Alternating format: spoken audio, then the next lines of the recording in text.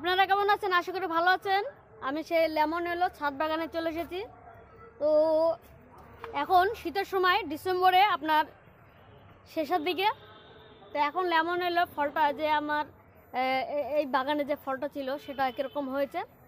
আর যেখানে ফল গাছ এর আগেই কেটেছি 3 তলা ছাদ বাগানে। তো ছাদে যেগুলা ফল ছিল এই ডাল থেকে কেটেছিলাম, ওই দেখেন। তো এইগুলো সেই লেমন এলো, দেখুন একটু বয়স হয়ে গেলে ডালগুলো হেভি চড়া চড়া হয়। এখন শীতের সময় ডালগুলো চড়া হয়।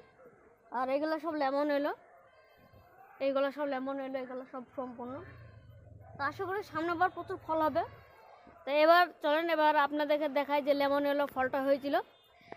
এখন আপনার ফলটা করেছিলাম, ভিডিওটা করেছিলাম, ফলের ভিডিওটা করেছিলাম আজ 52 দিন আগে। আর একটা ফুল ফুটেছিল সেটা আপনাদেরকে দেখেছিলাম।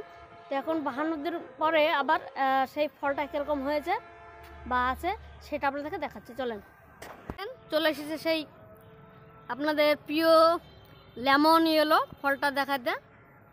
দেখুন, আপনারা ভালো করে দেখুন, ডালটা অন্যরকম, ফলটা অন্যরকম।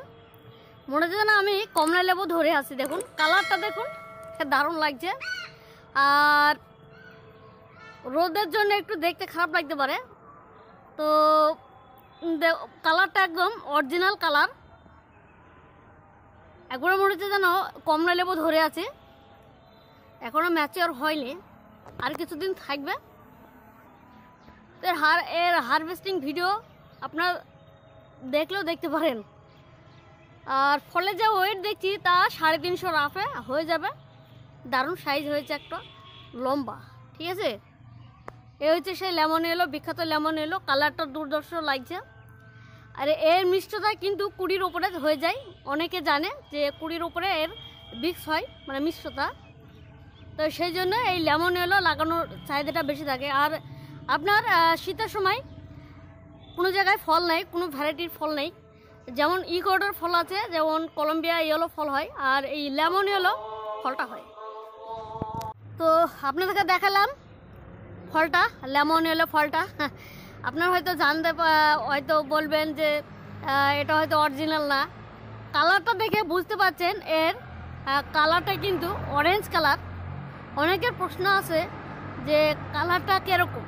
এটা অরেঞ্জ কালার, আর এর মিষ্টি হচ্ছে 20-র উপরে, মানে সময়ে 22 হয়ে যায়। এখন ধরলাম 22 হবে।